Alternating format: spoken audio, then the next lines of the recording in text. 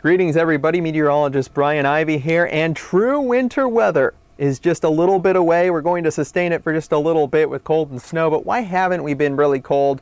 Well, this is the why. This is the Pacific jet stream, and it's a strong belt of winds. This is the Pacific Ocean here, moving across America, and that jet stream right there is roaring, going full tilt across portions of the United States. So this is pushing in relatively mild air. We have above average sea surface temperature anomalies and air temperatures here. Way warm the last couple months across Canada and the northern United States. So think of it as the freezer door being open, but only 30-degree air coming out of the freezer versus below zero. So you have your source region that's trying to push down cold air. It's just moderating an absolute ton. It's not going to change big time. The polar vortex dump of colder air has kind of occurred on the other side of the globe.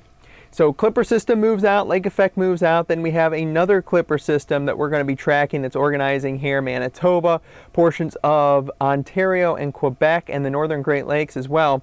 Then this guy starts to get its act together as well. That's going to be a decent amount of rain for the deep south.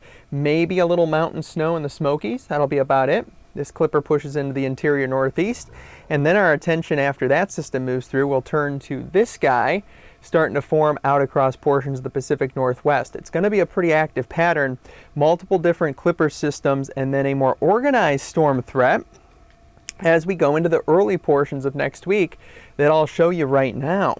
This is just potential at this point in terms of exactly how it looks, but there should be a system. Could it be where there's really not much in the way of a wintry type solution? It's just a decent amount of rain. Could it be where it's a nice hit of snow that's fairly widespread across the Great Lakes? Could it be where it's a narrow little band of maybe ice and mix and snow, but it could be somewhat potent?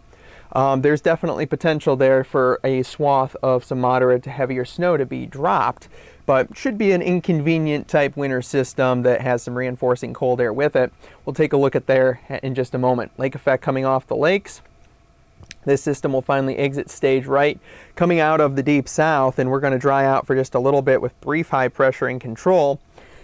Then this guy gets its act together across the middle of the country, back into portions of the desert southwest and the Rocky Mountains as well. This system will probably, again, could it look like this or could it look like something much more tame? Still to be determined. This system on this model is more of the aggressive side of things with a decent amount of snow in the northern half and plenty more rain. I wouldn't be surprised to see some flooding issues here across portions of the deep south with lots of opportunities with two different super soakers. Certainly possible. Some mountain snow, maybe a little mid-Atlantic snow on the back half of this. It's going to be cold air starting to pour in at this point as well, so we'll have to watch for a couple other little systems coming through. None of this really has potential to be major winter storms that are going to drop feet of snow, I don't think, but more activity coming in across the Pacific and moving eastward after that. So the rest of January should be a lot more fun in terms of some cold and snow. This is next Wednesday morning temperatures.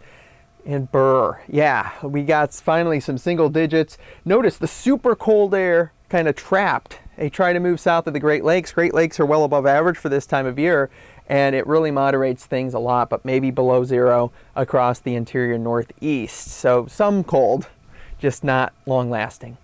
As always, weather consulting, private weather service here at NeoWeather. We provide way above and beyond what you can get for free. It's detailed, impact-based information. Check us out. Thank you.